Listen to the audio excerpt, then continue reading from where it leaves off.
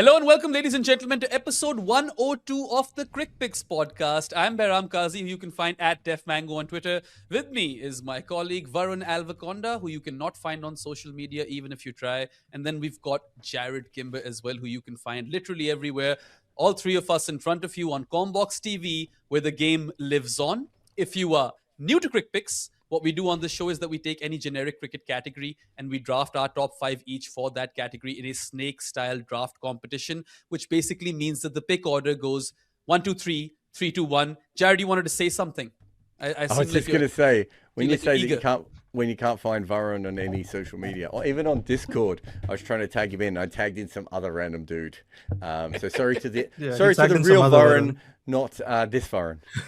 Yeah, for the Discord family, you can find him at No One Knows 24. Is it, Varun? Is that your handle? I think this is regular No One Knows. He doesn't. I think this might be regular. He doesn't know. No one knows. I have no idea. I honestly don't know. Even his handle is No One Knows. So yeah, it's really no. Tough It's very odd. Like because I use that everywhere. For some of them, I just forget to update the years. So there's some which is like 2022 still. So get a hold of the guy at your own peril. He is not easy to catch. All right, then. So it's an interesting topic today. I reckon Varun probably came up with it. The best test bowlers to not have, kind of taken a 10-wicket haul. Varun, how did you come up with this? What was the inspiration? No, I think someone else came up with this. I came up with the other one you guys will do next. Okay. So that's what happened. Interesting. Yeah. Well, it's going to be a very, very interesting podcast because after the first 5 picks or so, it gets really random. I have first pick, and there are about 3 names that are really kind of screaming to me, and I think I'm going to just have to make a judgment call over here. I'll go for the OG bowler, Joel Big Bird Garner, as number 1 pick for me, and the record speaks for itself. 58 test matches, 259 wickets at less than 21 apiece. His economy is less than 2.5 as well. Great defensive bowler in ODIs, super tall. There's a reason they called him Big Bird, and a menace to face. I know the other 2 names are going to come up shortly, but do you think, guys, that have gone with the correct first pick? Because I'm not sure. I think there's 3 names that could have gone first, and I think that you've picked one of them without any issue there at all. So, yeah, I don't have any issue with this. I think this is a very solid pick. All right. Well, yeah, most people at Combox are big Joel Garner people anyway, and if we don't kind of subscribe to that notion, then Jarrod will fire us. We know that. Always. All right, then. Who's up next? Varun? I believe it's me. I'll take Jasprit Bumrah, please. Yeah, all right. As a Bumrah fan. What I think makes him very unique on this list is he's got 5 9 which is the most for anyone on this, what I've looked at. Wow. So it's gone so close. But I don't know if that's more or less impressive that he's gotten that close so many times in this list, if it makes sense. Yeah, and it's fascinating because at least with Joel Garner, that there are other people in that same team who are probably taking a lot of wickets. But Bumrah overseas, you'd think that he would have taken a 10-for. I get it that in India, it must be really tough with the spinners, especially when he was bowling in tandem with Jadeja and Ashwin. But, he has such a splendid record everywhere he plays. This is a guy who is the only person who's taken, thus far, more than 200 test wickets and has a sub-20 bowling average. Can I tell you why he doesn't have more? Why? Because the same reason of the person I'll have to pick at number 3 is I reckon most of his career he's played with 5 bowlers. Yeah. It's a lot harder to take 10 wickets if you're part of a 5-man bowling attack, just because there aren't always as many overs available to you, and you're not. If there's a bunch of wickets falling, you might be the best bowler, but they might be like, oh well, let's give it to someone who's a little bit fresher. So I think it's as simple as that. But yeah, I mean, he will probably finish with a 10-wicket haul. So. Well, he should. But then again, so should have Joel Garner, even in that great bowling. Like, it's all well and good to say, oh, Joel Garner bowled in a great bowling lineup, so he never took a 10-wicket haul. So did the other guys who took 10-wicket hauls. Yeah, I mean, for me, it was rather startling to see Bumrah on the list and I'm sure that whoever came up with the idea kind of had Bumrah in their minds as well, because he does have a sub-20 average. We're not sure if he'll be able to maintain that because that's going to be tough work. But surely you'd think he'd ultimately get a 10-for because when India do play away from home and the spinners aren't as much in play, there's got to be one test match where he just runs right. And he already has run right, as Varun said, 5 9-fers, right? Yeah. I don't think he'll end his career without a 10-wicket haul, but I also don't think he'll get a lot. Is probably the other way I would look at it. Fair enough. Okay, then. pick the other obvious candidate, Jarrod. We all know who you're going to pick. And your dad's going to be pissed off on this pick, isn't he? No, I don't think. No, then it isn't. I think you guys have missed someone here. Okay. And I'm just going to check to make sure that I haven't stuffed up myself. No, I haven't stuffed up. Is it the one with the most wickets on this list? No. Ray Lindwall. Oh, okay. Yeah, I had him in my list. I had him as well. I wanted wanted you to pick him because there's only so much I can tell the world about Ray Lindwall. I mean, Ray Lindwall changed cricket forever because he's the reason we don't have the back foot no ball law anymore because he found a way of around that. And unfortunately, instead of just going, you can't do what you're doing, Ray, they went the opposite way and they brought in the front foot no ball law, which has ruined bowlers around the world. But essentially, one of the fastest bowlers of his era and also swung the ball around corners. But as I said before, another guy who was stuck in a 5-man attack. And so for whatever reason, I mean, he's got 230 wickets at an average of 23. Like, how he hasn't ended up, I don't know. Did he end up with any 9-wicket hauls, Varun? I'm assuming he probably did as well, would be my guess. His best figures are 9 for 70 in a test match, and his best bowling in an innings is 7 for 38. So that was the test match, Ray. He should have probably ended up with a 10-wicket haul. But as I said before with Jasper, again, he would have played a lot with Keith Miller, and they would have had other all-rounders as well at times in that Australian side. So there was probably just multiple bowling options. So perhaps he didn't always come on to finish up and get those 10 wickets the way that he could have. But definitely, he's one of the greatest bowlers of all time. And all three of these guys should have ended up with a 10-wicket haul. Yeah, and what about Lindwall's partners? Who was he bowling in tandem with? Were there some greats over there? Yeah, so he shared the new ball with Keith Miller, who averages about the same, doesn't he? Maybe even less than he does. That was definitely the engine room of that Australian attack, but they had lots of other decent bowling options around them as well. I'm trying to remember how far. Well, actually, he played a lot of tests, didn't he? So his career must have overlapped with Alan Davidson and Richie Benaud as well, I would have thought, a little bit. So a lot of very good Australian bowlers around at that time. But yeah, still should have got a 10-wicket haul. Okay, next on my list. Very interesting to see that I know who Behram wants to be next on the list. Yep. But I want PK off. we can definitely piss him off, don't worry. He will be. But my next on this list is Bob Willis. Okay, yeah, I had him pretty high as well. I had him, yeah. I know he played with both of them, so my 5-man bowling thing does work. But me and Behram have done a lot of research on this. There isn't actually, Behram, a lot of England bowlers taking a lot of wickets in this period, right? Like, it's not specifically like he was fighting. He didn't have Keith Miller at the other end, right? He didn't have Jadeja and Ashwin and Shami. Or he's very interesting, right? Yeah, and yet, so he's very interesting. How many wickets did he take? Like 82. It was a very good. He was actually playing in a very good bowling attack because Botham wasn't completely out of his mind yet. Yeah, like also, Underwood was Varun, still around. Maybe so there's a brief period he was a good bowling attack. I feel, Varun, maybe you can pull out his adjusted numbers that will give us some more context and his match factors and stuff, because his raw numbers are quite impressive. 325 wickets in 90 test matches at 25.2. So, that's a pretty good bowling average. He took 16. an 8 I for have an his innings. match factor. I don't have his adjusted numbers. So his match factor is 1.11. Oh, interesting. So 11% it's not better. So it's not, his numbers don't quite stack up when you have a look at that, which I think is probably part of his reputation. But 16 5-wicket hauls, it's, again, to take 300 wickets in Test cricket, especially, he was a bit of a weird dude, obviously. 4 9-fers, by the way. Yeah. He's got the next most after Bumrah. Yeah. Oh, okay. And I believe it's the most wickets for a bowler without a 10 in Test cricket as well. Yeah, I think he was at the top of the list, yeah. But also like, he's a weird dude, like, he's a bit of a hippie. He renamed himself after Bob Dylan. That didn't go down particularly well when John Snow was a bit weird. Like, there's many reasons for England cricket to not keep him around, but he was so good. And he did carry that attack. It's shocking to me that he doesn't end up with a 10-wicket haul, because there's a lot worse bowlers than him in the history of the game. And as I said before, he did this for a very, very long time. So that was one of the reasons I have him a little bit higher. I think there's 2 other bowlers who are maybe slightly better than him coming up next. But to be able to play, 90 tests in that era, I think is a remarkable career to have. And he did share the new ball with Jon Snow. Is that a fact? Did he go back that far? I'm trying to remember when he started, mate. They might have. 69. He plays fighters with them. Yeah, there would have been a little bit. But he kind of replaces Jon Snow in that side. Interesting bowler if you have a look at him too. Like not really your traditional kind of English seamer. And probably would have been really good with someone like Anderson or Bedser or someone else at the other end. Like, you know, but Botham was probably the second best bowler he bowls with consistently, isn't he, Varun? And he does get overshadowed, right? Because the emergence of Jimmy Anderson and him going on to play take 700 plus test wickets, I feel like that makes people forget Bob also, Willis. like Fred Truman before him, right? Yeah. I believe.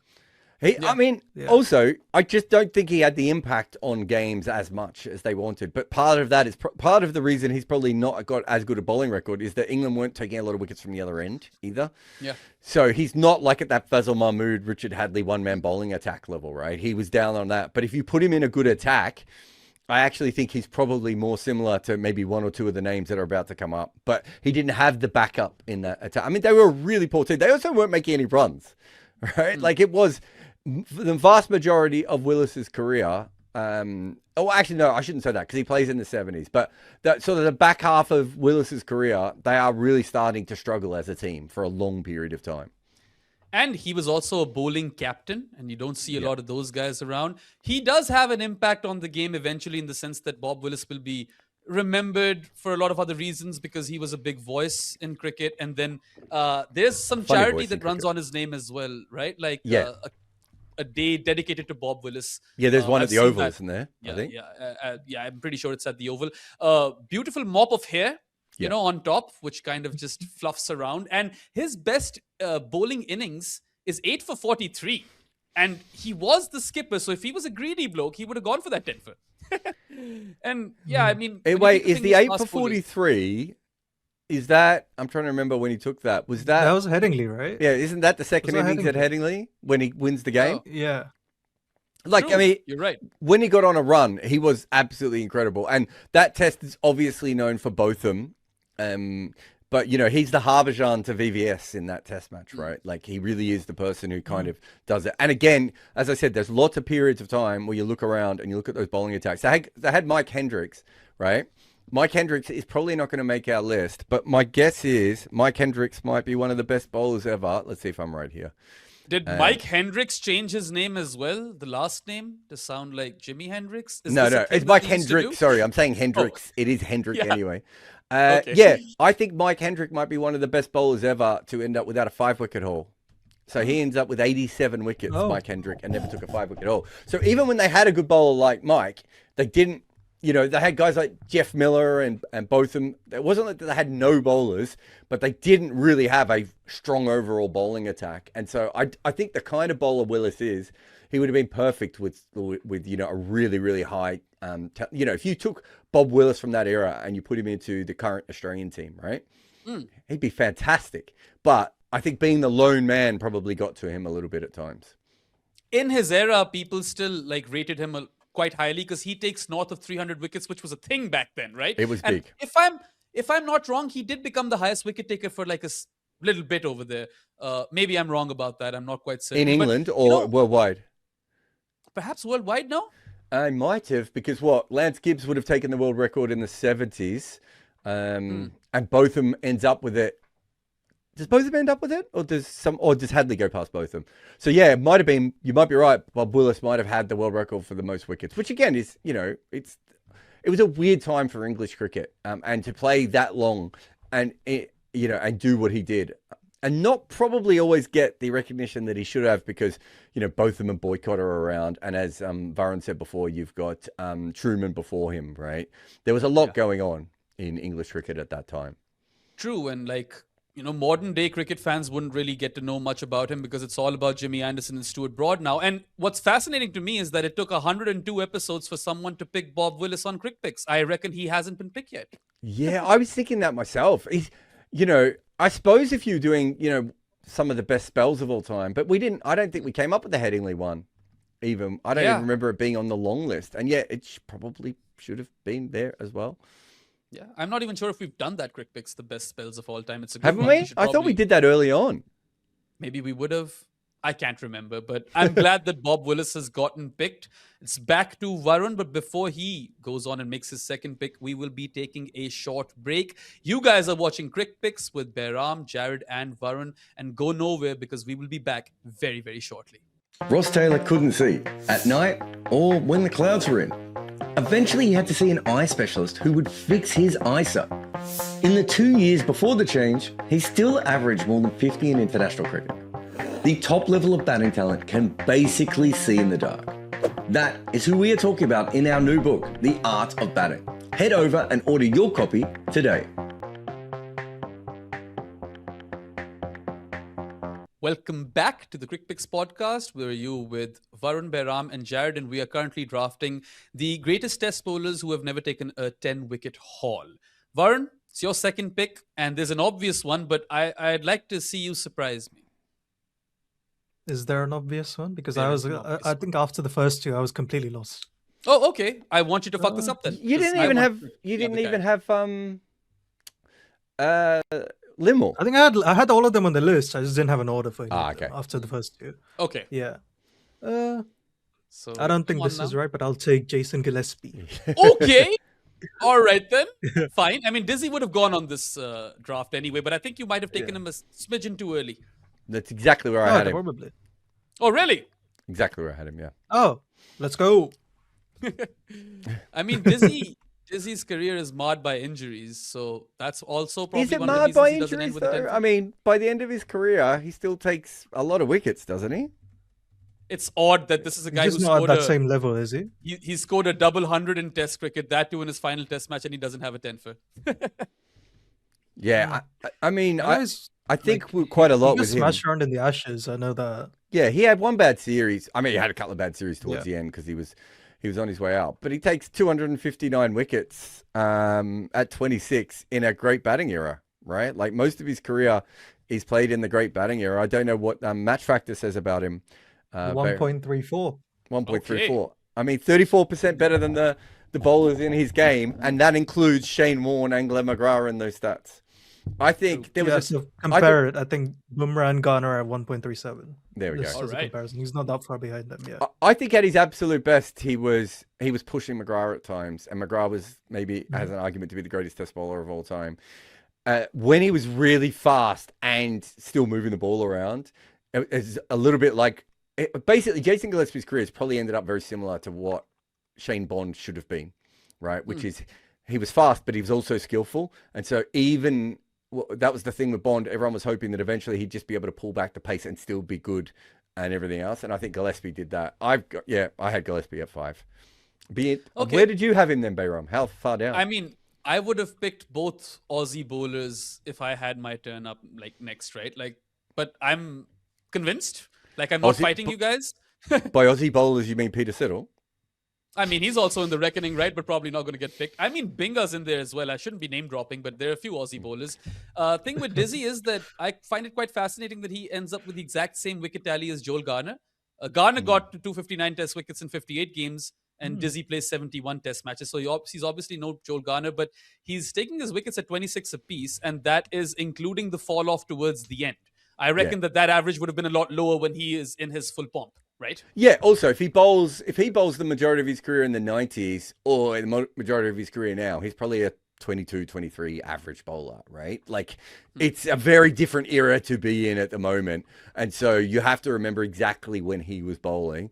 If you compare that to say someone like Bob Willis, who I think was bowling in a slightly lower average era. And so, you know, their average might look similar. The only reason I would have gone for Willis over Gillespie was just because I think Willis had a really, really long career, and I think he would have been. If he had McGrath or Warne at the other end, I think Willis would have had a much lower average than he ended up with. True. No, absolutely, and I mean, Also, funnily, Dizzy has eight 5-fers and 3 9-fers, so I'm like, that's a very good conversion rate when he's on. So. He took a 7-fer in an innings, so that was probably his best chance. But yeah, I mean, I'm happy that you took Dizzy because now I know which 2 players I'm going for. I would have gone for him as well, but I was convinced that Varun is going to be the one who would upset Peter Kimber. I'll do the honors. I'll pick Josh Hazelwood, and I'm rather surprised that he's lasted this long, right? I mean, look, he's another one of those guys who, if he remains fit, he's probably going to end up with a 10-wicket haul, right? 295 wickets in 76 test matches. He's taking his wickets at an average of 24.2. His economy rate is 2.77. And he's one of those line and length guys who's just going to continue to hit that nagging length. He's going to nip the ball either way. And he's a tall bloke. So I suppose both my picks are, tall, fast bowlers.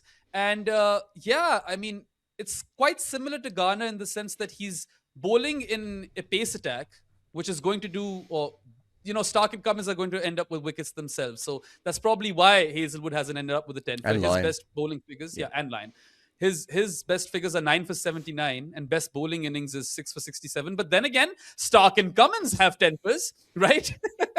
I think the difference is quite often he'll go and just moving the ball around a little bit early on, and he doesn't even always get the wickets. The wickets go at the other end.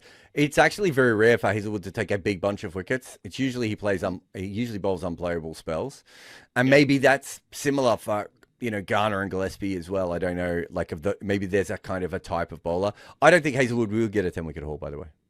Okay. Yeah, I mean, look, now we're not even sure how many more tests he's going to be able to play. Yeah. I highly doubt he's got 100 tests in him, right? If he's just played 76 thus far. He's so injury prone, and also they're more likely to bowl 5 bowlers now than ever before. Yeah. Plus, you've got Stark at the other end who's going to be bowling the attacking lengths. Hazelwood will just continue to pitch it in the same area and bowl defensive lengths. So perhaps that's how he's ended up holding an end. The other guys have struck at the other end. I suppose that's what's happened over here. Yeah. Who's your next pick? Yeah, so I feel like here on, there's actually no correct answer. I'm going to go with volume for my next pick. And I do rate this bowler or not. I'm going hair volume or wickets volume? No hair volume at all. Wickets volume. And I'm going to stick to my trend and pick another really tall bloke in Morne Morkel as my third pick. Okay. And it's a very, very, distinguished sort of career. You look at his numbers, 309 wickets in 86 test matches at an average of 27.66. So that's a bit on the higher end. Best figures of 9 for 110. It's again one of those cases where you've got Steyn and Philander in the same attack, but that is another really, really good fast bowling trio. And I feel like Morne Morkel, just because he's bowling with those guys, doesn't probably end up getting all those accolades that he deserves. Now he's coaching India. He's their fast bowling coach. And I mean, he was a proper threat. He would extract bounce on almost any surface. And I mean, that guy could crank it up a notch, right? Like, he was quick. I wonder if he has a lower average because of those other guys, actually. I think I remember looking this. So with what was this? So with Vernon and Steyn, he averages 30, I want to say. And he played with both of them. His best years were before Vernon comes along. Yeah, because he had the new ball a little bit at that stage. Yeah. Look, he's a fine bowler. I don't think he's the next best on this list, though. I had him quite a bit lower than you do.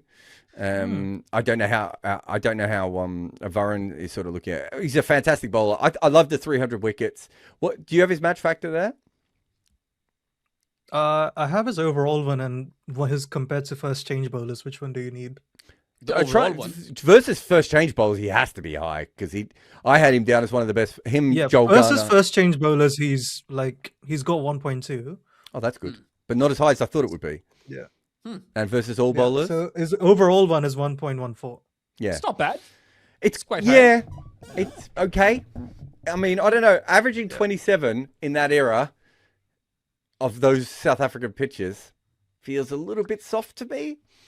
Yeah, I mean, my memory of him bowling well in Australia has been shattered by CrickInfo because even though he has 58 wickets, he's averaging 33.67 in Australia, which I don't remember bowling well in Australia. Look, the thing with Morne Morkel is everyone in world cricket knows this, that if he got it right, he was probably the best bowler in the world, right? But he got it right so rarely that it was, if you compare him to someone like Steve Harmison, who had a very similar kind of bowling style, I think Steve Harmison probably went on tears for longer periods than Morne Morkel did. No one wanted to face Morne Morkel, and no one wanted to face Steve Harmison.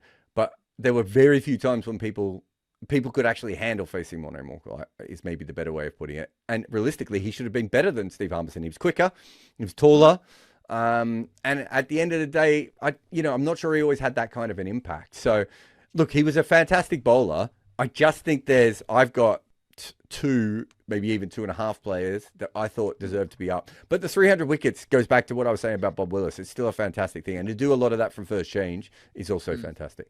That's the logic that I kind of went with. I was like, okay, I'm not sure who to go with next, so I'll go with the guy with a lot of volume. And so 309 wickets kind of cut it for me when I was picking Morne. He would have gone anyway eventually, but I don't care if I picked him early. I'm just keen to see who Varun goes with now. I just had someone. I already forgot who it was. I think I'll take Brett Lee. Might as well. Oh, Brett Lee. I'll take Brett Lee. Interesting. Yeah. I have a fair few people ahead of Brett Lee in this list.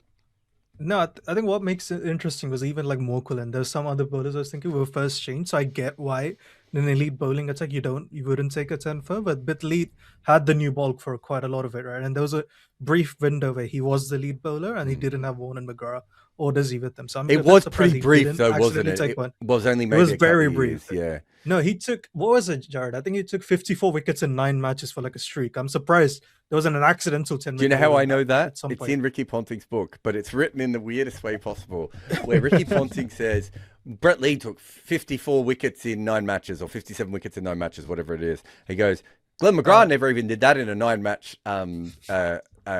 streak. And I was thinking, like, there's a way to write that makes it sound more honest, which is someone told me or a statistician looked this up, but it said Ricky Ponting's trying to pretend like he was looking up the stats for a 9. It was so, I just remember that line in that book for so long for whatever reason. But yes, no, you're right. Look, he's good. I had him lower again. I had both of those guys. I think there's 3 better bowlers than what you two have picked here. Well, with Binga, I have memories of my childhood where I was absolutely mesmerized. It was the bowling action, it was the chainsaw celebration. But as I've grown older and have started working in cricket, I don't really rate his test career as much anymore because, you know, in that bowling attack, sure, there were a lot of other bowlers, but he's averaging over 30. And sure, the volume factor is still there, Varun. 310 wickets in 76 test matches. But I don't know, man, he kind of dropped off. Yeah, I kind of think the longer I've worked in cricket, the more I go the other way. I think there was a bunch of issues here. One, Jason Gillespie should have been the best first change bowler outside of Joel Garner we've ever seen. And instead he was given the new ball. And I understand not taking the new ball away from him because by the time Lee came along, Gillespie wasn't far off McGrath. And how do you take that new ball away from him at that point? But you've then got a swing bowler who's not bowling with the new ball, which makes absolutely no sense. Secondly, most of Lee's career is right in the peak of the batting era, right? True. He's like, his numbers are like the anti-Kumar Sangakkara numbers, right? When you look at them, you're just like, oh my God, this guy basically starts when everyone is making runs and finishes like 4 or 5 years before everyone stops making runs, right? Yeah. And so he completely gets done in that. And if you look at his match factor, I don't think it's that much different than say, Mitchell Starc. And yet Mitchell Starc's going to be remembered as a much better test bowler because his bowling average is probably going to end up being lower, right? So he was misused and everything else. That said, I still think there's 2 or 3 bowlers I would have had slightly higher than him. But again, it's not massively different to where I had him. What are we up to? Is that the 9th player? Is it?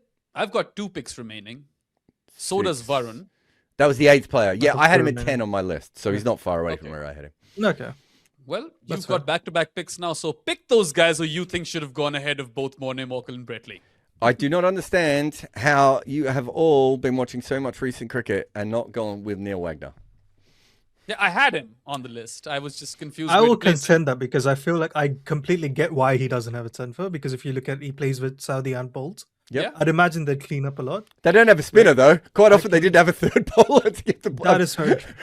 I mean, you could argue that Morne probably had that a little bit as well. But I just think if you look at Neil Wagner and the amount of overs he bowled, right, and his overall record, what is his match factor at first change and overall? I would assume is better than Morne Morkel's, but I could be wrong, Varun. I'm just checking that one. Because I would say that you've got, this is what's interesting. Yes, it's 1.32. Okay. That's so good. That's ridiculous. So I think for a minimum of 100 because he's just behind Cummins and Garner. My God. Cummins and Garner are comfortably 1 and 2.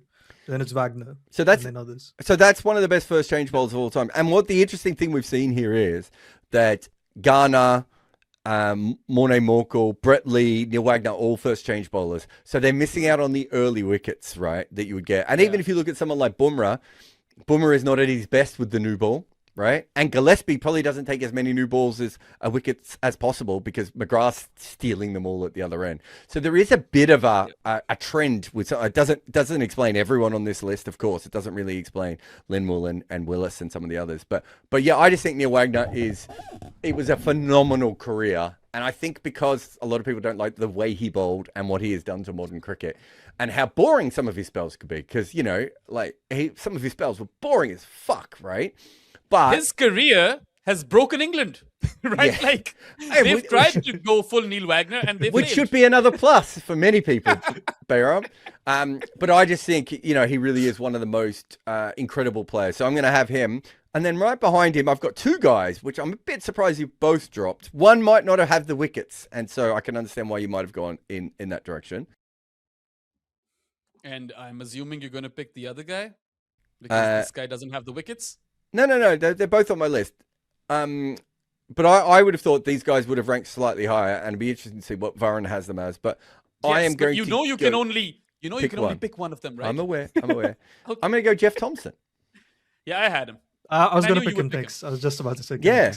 I have him ahead of, like, I think if you look at Jeff Thompson's career, if he plays in modern cricket the way that Lee and Morkel did, he gets 300 wickets, right? Like that's kind of why I had Bob Willis up higher. I think Bob Willis's total in modern cricket it might be 300 then. I don't think he was the world record holder. I think Lilly might have had the world record, but unless Bob Willis quickly went past it. But I was trying to think about that during the ad break before. But Thomson, I think in modern cricket would take, 300 to 330 wickets, right?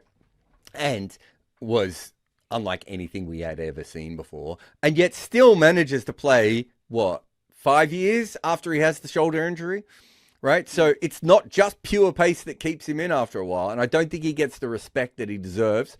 What have we got for him match factor wise? That's to be quite high, right? 1.08. 1.08. I take it all back. He's crap. No, but I think with Tomo, it could have been anything. He could have been, it could have been like a Waqar Yunus type player, but unfortunately, the injury comes a little bit early. But if you look at him, he still he takes 200 wickets in 51 games.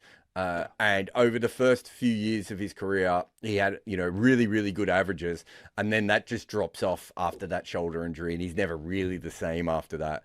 And yet he still hangs around. But he had that great period from 74 to 77, 78. I can't remember when he did his shoulder, but where he was unlike anything we'd ever seen before.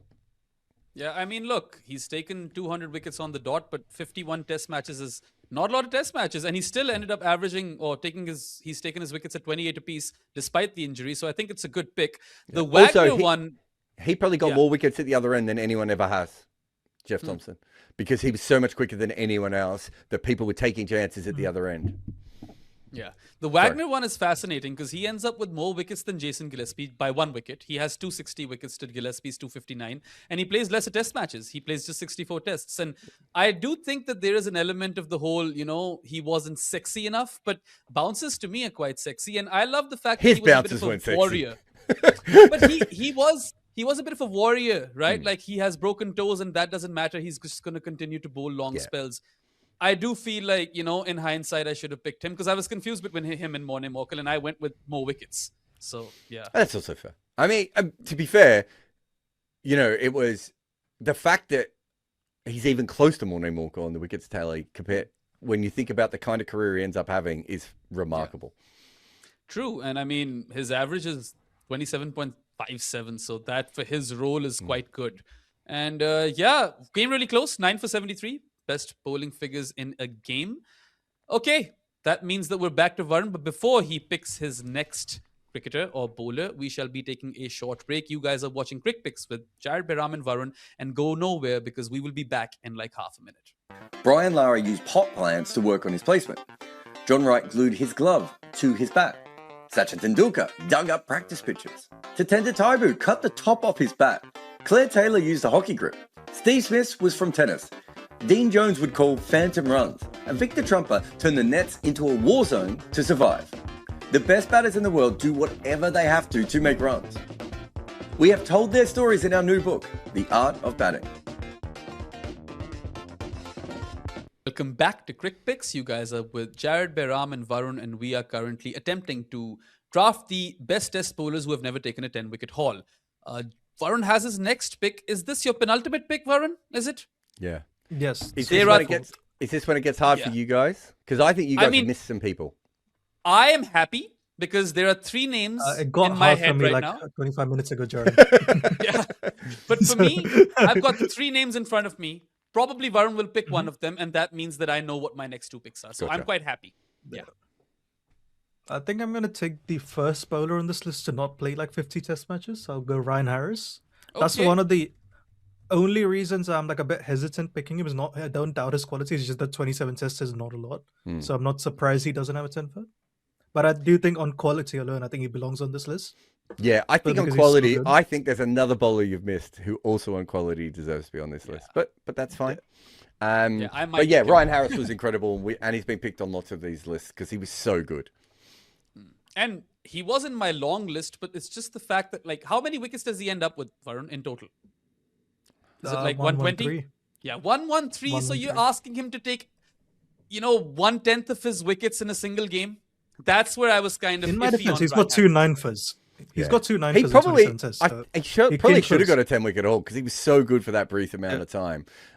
But I had him just outside I had him around like 14, 15. I wasn't sure what exact direction to go in there. Okay, well, that's interesting. I did have him on my long list, but he wasn't one of the 3 names that I had in front of me. So now Varun, instead of making my life easy, he's made my life hell. I thought he might do that. I've got a similar, not so high volume, but great fast bowler pick that I could go for. And I'm just going to compare their averages real quick. And I'll buy myself some time. Yeah, I'm going to go with Ian Bishop as my next pick. He surely has to be on this list. 43 tests, 161 wickets, a bowling average of 24.27, which is phenomenal. Again, injury kind of screws him over. He might be the first guy on this list who hasn't even taken a 9-for. His best bowling performance in a test match is 8 for 57, which is shocking to me. And, I haven't obviously watched him play ever, but based on all the conversations I've had with people who have watched Ian Bishop when he was in his pomp, they do speak really, really highly of him. And I mean, he's a sweetheart, great guy, love him. So I have no issues. I actually think one of the conversations we had with Jarrod spooked me over because I think I remember Jarrod once saying his numbers do flatter him a bit. So I'm like, okay. Ryan Harris. Maybe there isn't. I mean, Ian Bishop. Ryan Harris. Ian Bishop, yeah. I think he said it once. I don't remember. I said his numbers don't flatter him. He should have ended up averaging about 19. Yeah. I still think that makes sense. Yeah, if he was fully fit with his brain, his athleticism, his height, his skill, he could have been the greatest bowler of all time. Okay. Oh. Well, Varun, I don't know what you were listening to. Because he's I feel like I remember Ian Bishop at some point coming up. I thought it was the opposite. If you go back and have a look at him, he could swing the ball and swing the ball, which most West Indian bowlers can't do both. They could do one or the other, right? He angled the ball back in but could take it away. He could beat you with pace, with bounce, with seam movement, with accuracy. I thought Ian Bishop could have been absolutely anything. The only reason I didn't take him any earlier is just because he just doesn't play, right? And also a lot of his career, he's not that bowler. Like if you go back and have a look at his whole career, he's not really that bowler. But if you look at pure skill sets, I don't know if we've ever had anyone who has all the attributes in a way that he did. But that's not the career he has, if that makes sense. So if you go back and you look at his career, he has... where are we here? He averages 23, 19, 23, 18 up until 1993. And that's the bowler I'm talking about. And after that, it's 24, 26, 30, and 54, right? So if you're looking at if you're looking at talent, he can be really, really high on this list. But if you're looking at, he's completely 2 different bowlers, and he was, not the same. But again, a bit like we were saying before with some of the other bowlers, the ability to stick around and still be useful when you're not, at that level. But no, Ian Bishop was just incredible. I'll try and find it for you. There's a great clip of him on YouTube. I think it's bowling in a test match where he's bowling to someone good, but he's angling the ball into this person, right? And he's bowling back of a length, Behram. and then he's swinging it away. Wow. And you're just like, well, how do you play that? You're not expecting the ball to swing off that length to begin with. It's at about 88 miles an hour, which at that stage was one of the fastest balls on Earth. It's bouncing up at you because of his height, right? And you're also expecting to play it on your hip, and you're being beaten outside the off stump every ball. It's like, what do you do to Ian Bishop? Just a genius. Also, what's up with these incredibly tall fast bowlers not getting 10-wicket hauls? Because that's like all 4 of my picks, right? Like this First change again, though, isn't he?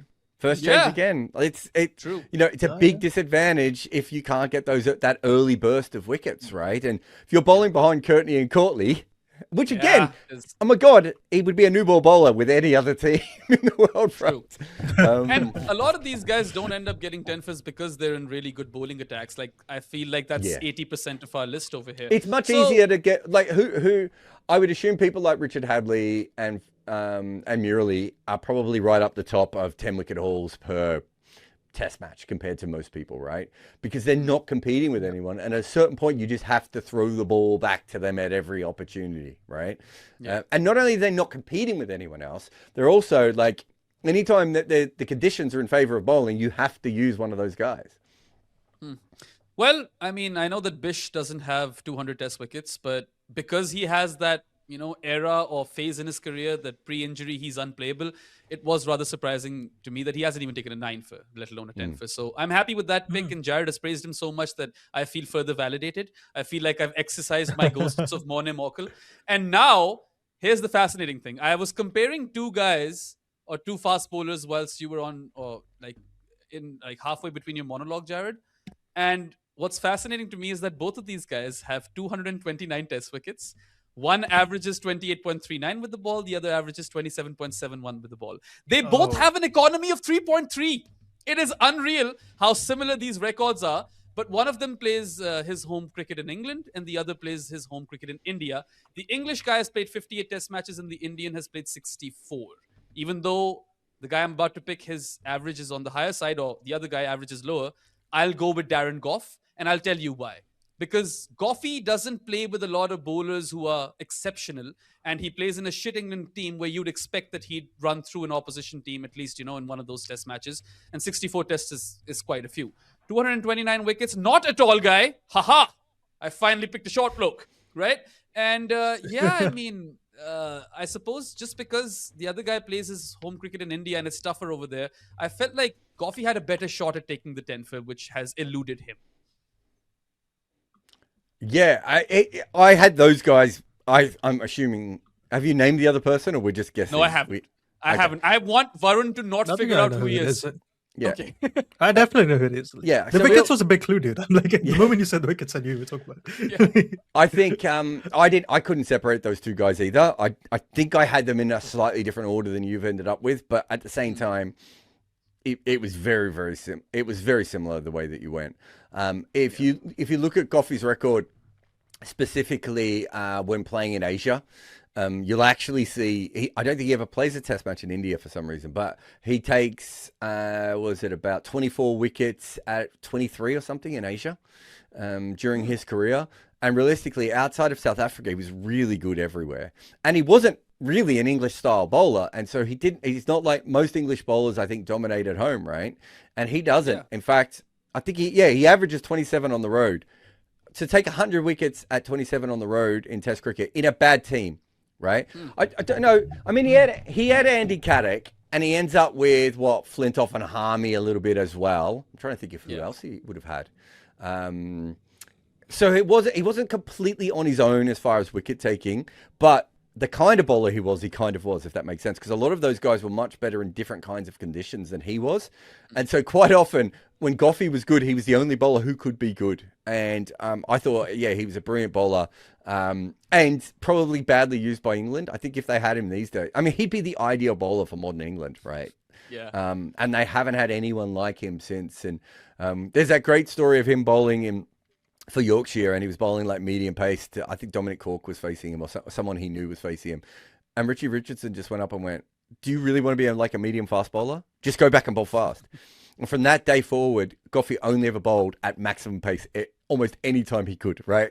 And it ruined his body in the end, but it made him so entertaining to watch, right? Like he really was. in every way. He's still a very entertaining dude. I don't want to say anything nice about him because he might hear this, but he still is a very entertaining dude, and he does live his life in that way. Yeah. Also, similar body type to Ryan Harris, like they're both kind of stocky dudes. There's about a foot difference, I would say, is maybe the best way of looking at it. He's built like one of those old-fashioned English bowlers with with like a bigger ass, like that fast bowling ass that they used to have. But he actually bowls more like Wagner Yunus, right? I would say. And Wagner Yunus also had a big ass, right? But he bowls a lot like a subcontinent seamer, right? Yes. Yeah, I mean, he's averaging 22.58 across 6 tests in Asia. 24 Is it wickets. that low? Yeah. Sorry, I thought it was 23. But yeah, it's low, right? He attacked the stumps in a way that no one in that era outside of Wagner Yunus was doing. Right, he really was someone who was always at your stumps and your pads, and probably does better in a DRS era as well because he was already bowling the right length for that. Yeah, and more the reason why it's startling that he doesn't end up with the 10 for. The other thing that's interesting about the 10 for is, we talked about some of these guys on this list. Like he was a new ball bowler, and also he was a guy that did take wickets in big chunks, like as in. He's got a hat trick. Quite often he would run through a side in an innings. Those are the sorts of guys that usually ends up with 10-wicket hauls. So true. It is a bit surprising he didn't end up with that. All right, Varun, do the honors. Pick the other guy. Muhammad Shami. Let's do it. Yeah. It makes sense.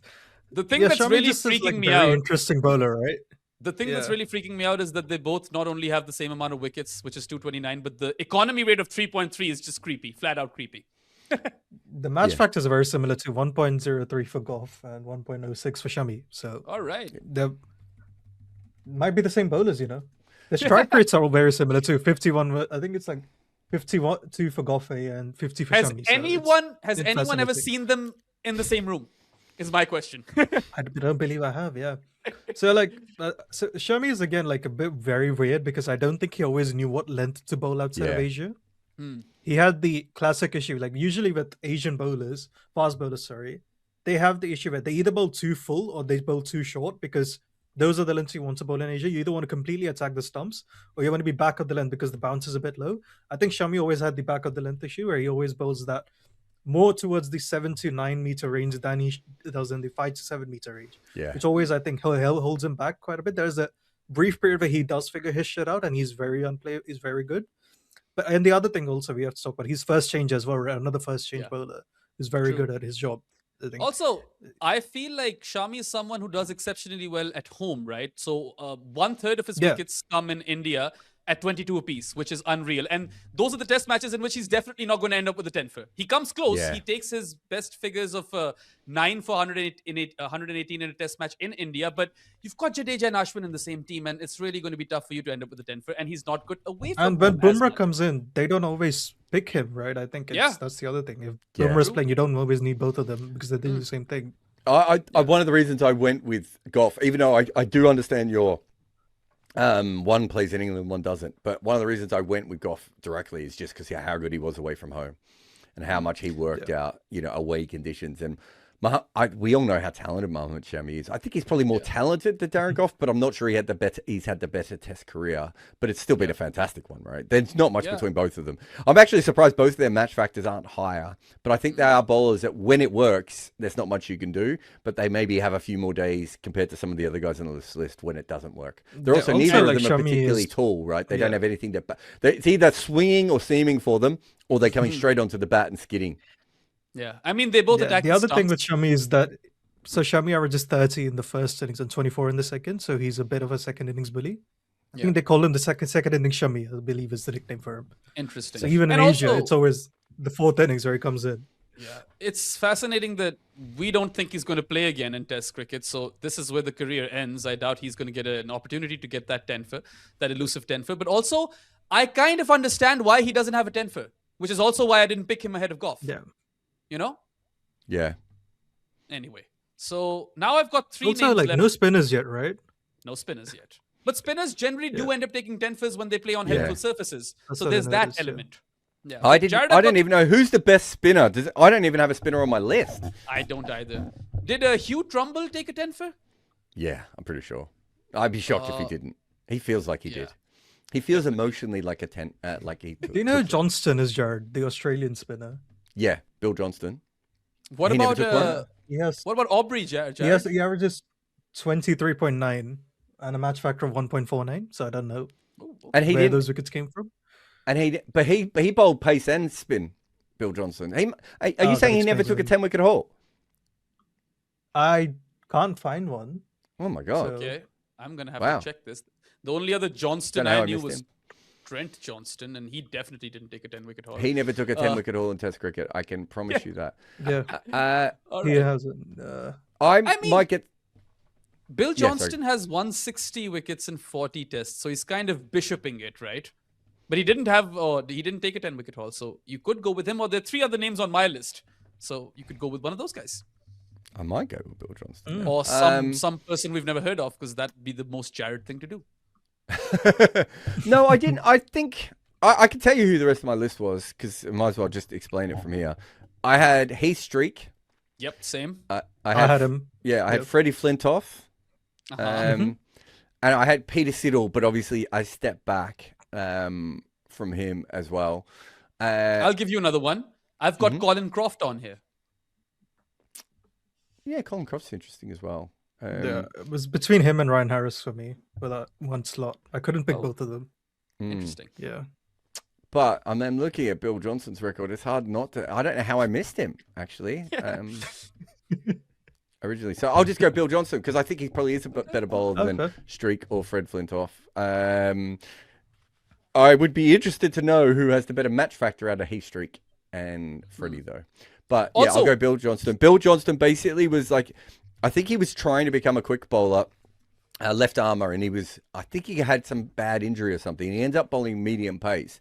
And then after a while, he's like, wait, I could bowl spin as well. So we don't even know what his wickets are from, whether they're from pace or spin. I'm comparing him to spin, so I'm not sure like if that's right or not. So, No, I mean, he definitely bowled both. He's a mixture bowler, but we don't. The point being is no one will know that one. But he was, he still ended up averaging 24 in Test cricket with a bunch of wickets after being injured and not probably being as good as he should have been. But And it holds up versus all the opposition too, right? I think it's not like he's bullied the weak teams either. No, I no, think no. he's averaging like He was a 24 really versus good England. cricketer. Don't get me wrong, a really, really good cricketer. And I don't know how I didn't have him on my list. So I'm more than happy to make up for that as well. He, well, I'm trying to think, when did he play? Yeah, he plays for about 8 years. So he would have been playing with Lindwall. So there's another guy. So him and Lindwall are both on this list. And so quite clearly there was a lot of good bowling around that was clashing with each other, which is another. Yeah. Also, probably not a new ball Is this bowler. the first time? I think this might be the first time I've reminded Jarrod about old cricketer Yeah. that played well. That's Disgusting. definitely a new thing. Disgusted. Yeah. Not just an old cricketer, an old Victorian cricketer. Sack him. Varun. Oh, It's even worse. fire yourself, Jarrod. So what is Streak's match factor and what is Flintoff's match factor? I was really keen on Streak is picking Heath Streak. 1.09. 1.09, Flintoff yeah. is 0.99. Okay, so he's 1% worse. With I Streak, I thought- was really keen because he plays for Zimbabwe, and you expect him to just, take 10 wickets in one of those test matches, right? Yeah, I suppose a lot of their wickets were dead.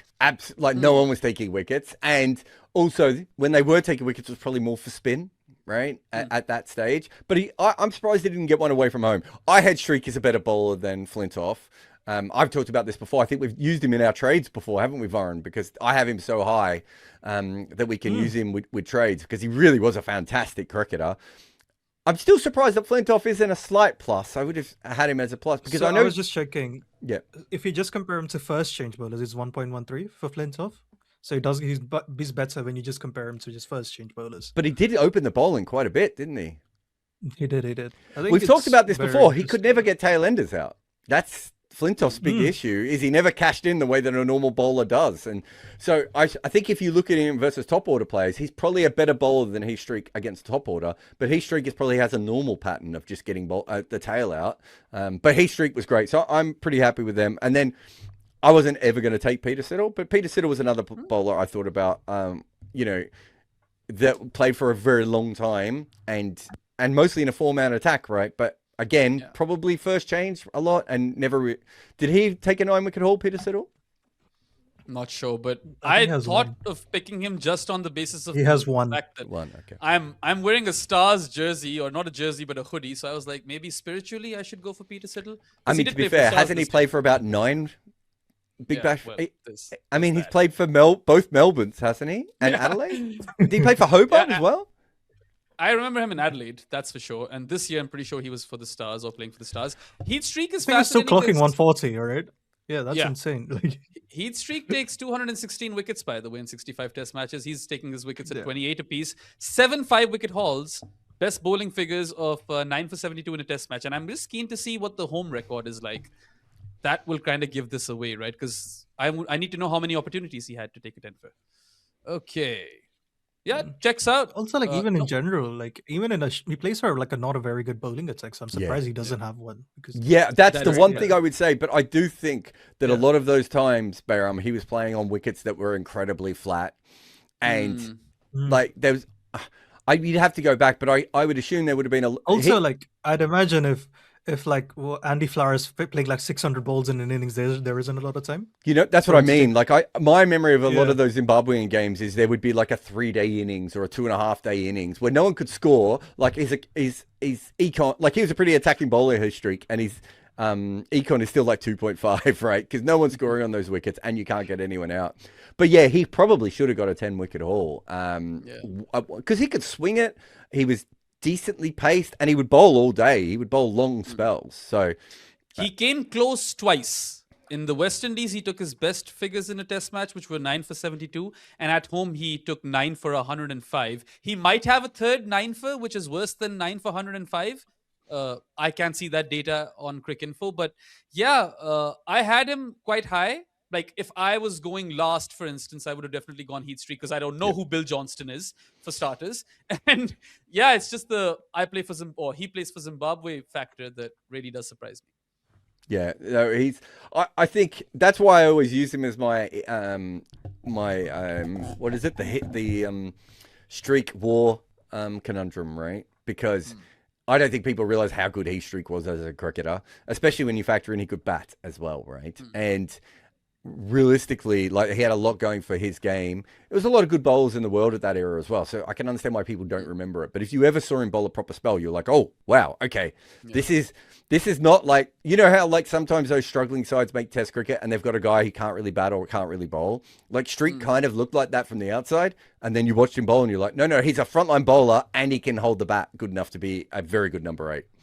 And took the new ball, so Yeah. a lot of things don't kind of add up over here. I mean, he kind Rest of in had peace. to take the new ball. There aren't many other guys. I don't think Olonga and Pommy were stealing the new ball off him. He really was a one-man show. Like it was, they really did struggle a bit. Like Edo Brandes, when he was fit, I suppose, is the other guy. But yeah. Yeah. Anyway, rest in peace to Heat Streak. Sorry for not picking you, mate. My long list included Colin Croft and Peter Siddle, and I don't have any other name on over Colin here. Croft So was a what good about you one. Yeah, I guys? missed that one as well. Yeah. Varun, did you have anyone else? No, I think that's it. Like I I think obviously Varun had didn't even have Johnston if he 15. wasn't gonna go, but I think Or we had took like him. 12. So- I had like 3, and then everything else was just making stuff up on the spot. Okay, well, Jarrod, you can read out picks to the Yep. viewers and listeners. Behram went Joel Garner, Josh Hazelwood, Morne Morkel, Ian Bishop, Darren Gough. By the way, if you pick Mohammed Shami there, you win. Oh, really? Yeah, like I mean, from the fans' perspective, True. I think you would have won. Varun goes Jasper Bumrah, Jason Gillespie, Brett Lee, Ryan Harris, Mohammed Shami. I went Ray Lindwall, Bob Willis, Neil Wagner, Jeff Thomson, and Bill Johnston. All right. I know about Should Saurabh's be- vote for sure. Yeah, I mean, look, you'll definitely get Saurabh's vote, but I feel like had I gone Wagner over Morne Morkel, I would have definitely won this.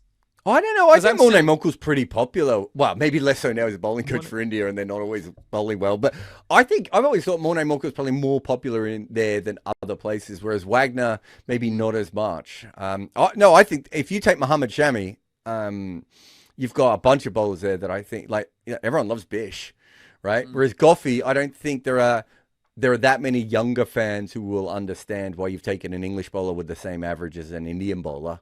Right, I know we've explained it, but if you're just looking at the list, but yeah, it's probably out of you two. I think I might struggle with Lindwall, Willis, Tomo and Johnston. Poor Neil. Neil's doing a lot of carrying of the modern load on this one for me. I think was afraid- in a rogue way, I was also thinking Sobers because he bowls so much. I thought about Sobers as well, yeah. I mean, he's probably not that far away again, is he? But I don't think he's a better bowler than Bill Johnston, for instance. And I think if you had the choice between Sobers for his whole career or Siddle or Croft, you would take the other two. I was afraid Jarrod was going to pick Neil Adcock because when I was doing my research, his name came up. And I was like, oh, I've only ever heard this name from Jarrod. So... How many wickets does he take, those? It can't be many. Like 100. Like he plays 21 tests, I want to say.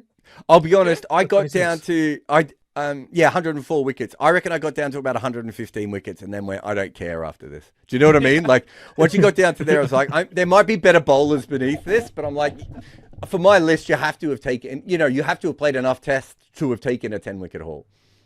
Yeah, I think volume does really matter for this one. But anyway, you guys let us know who you think wins this bout of CrickPicks, and also tell us who you think we missed, because I'm sure there are a couple of bowlers who we just, didn't kind of think of.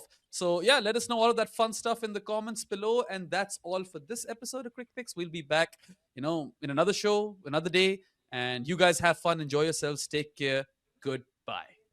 I once made a pair in a club game, which is almost impossible to do. But I have been obsessed with batting my entire life. And so I put that into my new book, The Art of Batting. Being that I'm not very good at that skill, I decided to talk to other people who were. So I hit up as many contacts as I could just to talk about batting. Raul Dravid, Brian Lara, AB de Villiers, Kumar Sangakkara, Ross Taylor, Susie Bates, Nasser Hussain, Ian Chappell, and so many, many, many more. I wanted batters to talk about how they and their friends made runs, because that is the art of batting.